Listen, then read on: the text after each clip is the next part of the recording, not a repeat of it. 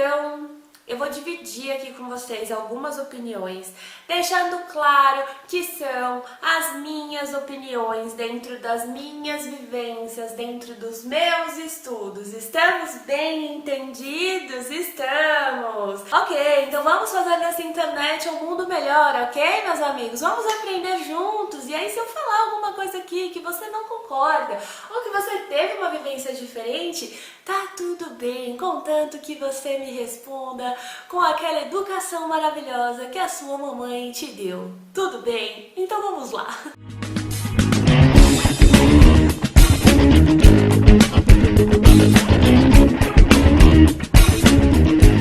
Olá, meus amores!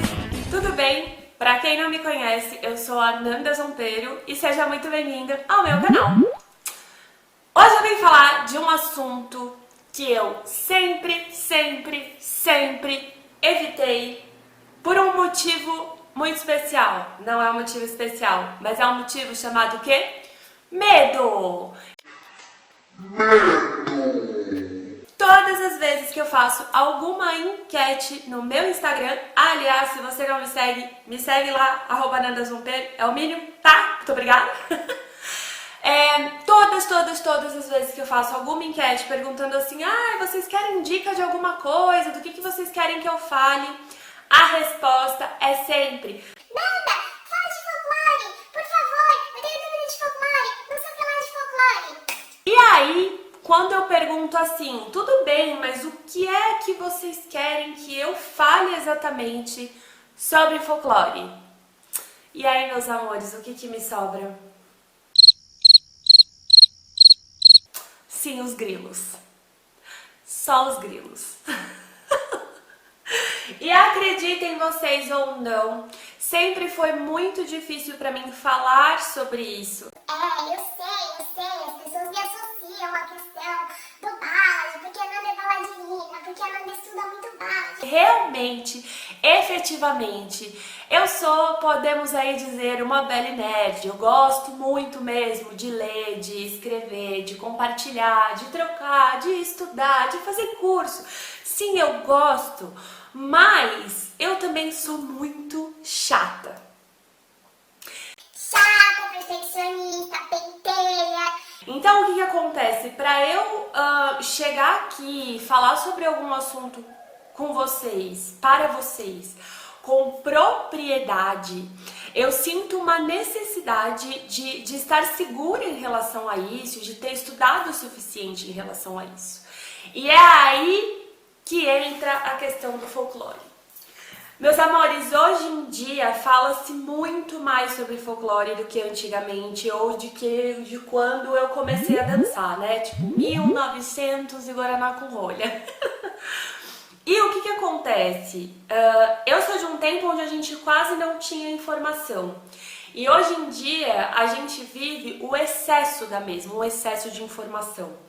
O que tem, obviamente, um lado muito bom, porque eu acho que só não se informa quem não quer. E tem o lado não tão bom, porque é onde fica mais evidente a tal da divergência de opinião. E eu sinceramente acho que uma das coisas que torna o estudo do folclore mais difícil é exatamente isso.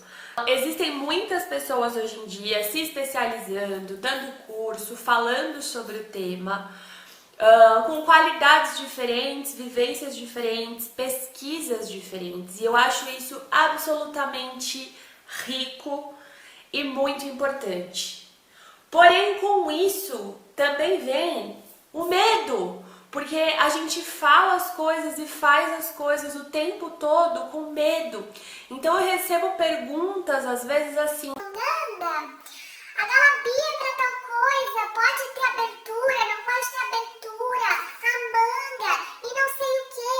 Então, eu vou dividir aqui com vocês algumas opiniões, deixando claro que são as minhas opiniões dentro das minhas vivências, dentro dos meus estudos. Estamos bem entendidos? Estamos! amigos? Ok, então vamos fazer dessa internet um mundo melhor, ok, meus amigos? Vamos aprender juntos. E aí, se eu falar alguma coisa aqui que você não concorda, ou que você teve uma vivência diferente, tá tudo bem, contanto que você me responda com aquela educação maravilhosa que a sua mamãe te deu. Tudo bem? Então vamos lá. A revista Chime postou recentemente, está postando no seu Instagram, uma entrevista com a Farida Fahmy. E tem algo muito interessante que ela fala aqui. Antes de começar a destrinchar este assunto, eu gostaria de falar desse trechinho dessa entrevista com vocês. Foi perguntado assim para Farida: quais são as danças folclóricas do Egito? E a resposta dela foi: existem diferentes estilos, mas não gosto de chamá-los de folclóricos. Eu chamo-as de danças indígenas. Então perguntaram: e quais são elas? E a Farida respondeu: o Egito é composto de muitas regiões e povos diferentes. Existem os camponeses do Delta, os povos que moram no Alto Egito, que são Saíde, e a palavra Saíde quer dizer alto, e a região do Alto Egito inclui muitos lugares em volta do Rio Nilo.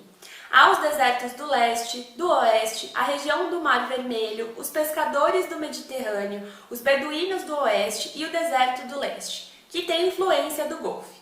Mahmoud Reda, em sua pesquisa para a Troupe Reda, utilizou uma ou duas das danças e as produziu para o palco.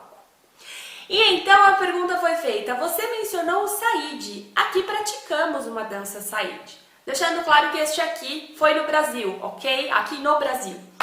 Então a Farida disse: não, isso é um erro. Primeiramente porque Saíde é uma região com muitos povos, muitas regiões e províncias. E segundo, porque isso não é o que eles fazem em suas danças indígenas. Mahmoud Reda tinha talento para levar todas essas danças do Egito para o palco, apresentando-as em uma forma teatral, sem perder a essência da realidade. Então, vamos. A gente às vezes fica brigando, né? Porque mulher não dança Saíde, não, porque não é Saíde, é Rags ela saia, não, porque é Tartibe. Então pera, tá? Calma. Eu acho que uma das primeiras coisas que são super importantes e que a gente precisa falar é exatamente isso. Em cada região vão existir vários tipos diferentes de dança. E justamente por essa dificuldade de informação, por a gente se basear muitas vezes naquilo que todo mundo faz, a gente se limita a isso e as coisas acabam virando uma coisinha só. Não sei se estão me fazendo entender. Então, por exemplo, se a gente parar para explorar o Saíde por si só, ele tem sim diferença. Ele tem diferença do bastão para a bengala. O Tartibe, na verdade, é uma arte marcial que é praticada até hoje. E se você der um YouTube, você vai achar vários vídeos sobre isso em relação a campeonatos, em relação a pessoas mesmo falando mais sobre isso. É uma prática que sim, era feita só por homens, mas hoje em dia as mulheres já estão lá também. E obviamente, quando a gente fala da dança, uma das coisas que eu sempre falo em sala de aula, em workshop, ou com quem conversa comigo, é que, na minha opinião, se tratando de dança folclórica, absolutamente qualquer uma que você faça ou leve para o palco vai passar a ser uma representação de algo. Nanda, como assim uma representação de algo? Bem, quando a gente fala de Egito, de região agricultora, a gente está falando de um povo específico que vive numa região específica. Então, se a gente parar para pensar nesses povos e aonde eles viviam, tem toda uma influência sobre como era esse solo, como era esse clima, como era o cotidiano dessas pessoas. E para você viver isso 100%, na minha opinião, só estando lá. Caso contrário, a gente vai pegar referências e vai fazer uma representação. Quando a gente leva uma dança para o palco, a gente leva também o glamour, o brilho, o bordado, o strass, né? Mas se a gente for parar para pensar em povos indígenas, em agricultores, em pessoas que trabalhavam no campo, eu não consigo acreditar que essa seja uma realidade. E na verdade, até onde eu sei, não é, né? Existem, por exemplo, vários filmes de Mahmoud Reda, junto com a Farida, inclusive, representando essas coisas. Então mostra o cenário cotidiano, mostra eles dançando, muitas vezes de calça jeans. E eu acho que é daí que surgem tantas dúvidas. Ah, Nanda, o que você está falando é um monte de abobrinha. Pode ser que seja sim, mas pode ser que por outro lado eu só esteja aqui falando assim pra você. Primeiro, para de paranoia. A gente precisa parar de querer ser rei da razão das coisas e de apontar o dedo quando alguém vem e ajuda você com uma informação, ou quando alguém vem de bom grado doar uma informação com o intuito de ajudar. Então, por que eu falei pra vocês que folclore é um assunto que dá medo? E pra eu sentar aqui hoje e gravar esse vídeo pra vocês, eu tive que superar vários deles. É a questão de que tá tudo bem você não saber tudo. Tá tudo bem você errar, né? Quantas de nós no decorrer da nossa vida e da nossa carreira não cometemos falhas e erros, e não vai ser isso que vai determinar se você é uma excelente bailarina ou não, ou se você é um péssimo bailarino ou não, ou professor. Enfim, eu comecei a dar aula com 15 anos, eu tenho 30. Até hoje eu leio, eu estudo e mudo de opinião o tempo inteiro. E eu tenho certeza que enquanto eu estiver ativa no meio, isso vai ser assim, tá?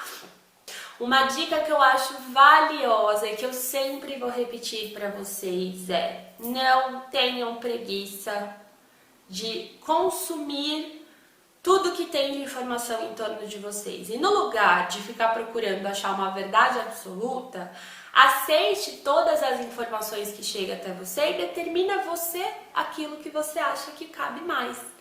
Desde que eu comecei a estudar o Ballad, eu já li, ouvi, assisti milhares de aulas e workshops com opiniões divergentes. E quando eu vou falar sobre esse assunto dentro da minha sala de aula ou no workshop, eu deixo claro que é aquilo que fez mais sentido para mim. Não é uma verdade absoluta, entende? E eu nem acho que tenha que ser. Porque eu acredito muito que, se Deus quiser, um dia eu vou ter a oportunidade de ir para o Egito e de viver melhor, de ter a oportunidade de ir mesmo conhecer essa região dos agricultores e ver como eles são, o como eles agem, o como eles falam, o como eles gesticulam, ainda assim, eu não vou ter razão, eu não vou ser a rainha da razão de nada. Mas eu sou uma pessoa que vai tentar o máximo possível agregar positivamente com o conhecimento, certo? Bom, eu queria terminar esse vídeo dando de sugestão para vocês 2 livros que eu digo assim que deveriam ser os livros de cabeceira de toda bailarina. Um deles é Folclore Árabe, Cultura e Arte, volume 1, de Luciana Midledge e Melinda James. Elas sabem que eu sou apaixonada pelo trabalho delas. E o outro é Música Árabe, Expressividade e Sutileza, da Márcia Dibi. Esses 2 livros, gente, não são livros para você ler uma vez e esquecer. São livros pra gente usar de fonte de pesquisa, né? Então eu vou montar uma aula, preciso abordar um tema, poxa, tem alguma coisa aqui na minha cabeça que não tá tão clara. Vai lá, lê, repassa, divide, certo? Pra finalizar esse vídeo, eu recebi uma pergunta no meu Instagram, entre as outras que mandaram, mas que eu acho que é algo muito importante, que existe muita confusão, que é: afinal, Ballad e Said são danças folclóricas ou são ritmos que podem ser usados no folclore? Então, meus amores, o que acontece? Existe o ritmo, sim. Existe a dança folclórica, sim. Mas são coisas distintas, tá? Tanto o ritmo Ballad, que é Mahmoud Sahir, quanto o ritmo Said são 2 dos principais ritmos quaternários que existem na dança do ventre. E eles vão aparecer o tempo todo em diversas composições musicais e isso não vai tornar essas músicas folclóricas, ok? Para essas músicas serem folclóricas, juntamente com esses ritmos, elas têm que ter outros elementos juntamente com elas, tá bom? Um exemplo, no Saíde é muito comum aparecer o mismar, que é aquela flauta que parece um mosquitinho, tá bom? Eu não vou me aprofundar nisso aqui, mas é só para que vocês entendam que tem diferença sim. Inclusive, dentro de uma música folclórica, tem transição de ritmo, tá? Ai, mas eu não concordo com o que você tá falando. Tudo bem, me escreve aqui embaixo a sua opinião e vamos conversar sobre isso, ok? Meus amores, por hoje é isso. Eu espero do fundo do meu coração que vocês tenham gostado. Se não gostou, tá tudo bem também. Se você quiser mais vídeos como esse, me inscreve aqui. Se você gostar, curte, compartilha, manda aí pras amigas da dança. E é isso, tá bom? Um beijo enorme. Obrigada se você chegou até aqui. Tchau! Falando, tem pelo. Tem pelo do meu gato na minha boca. Oi, tudo bom? Bem-vindo à minha vida. Que antes de começar Mahmud Reda tinha talento para levar todas essas danças do Egito para o palco. Para o palco.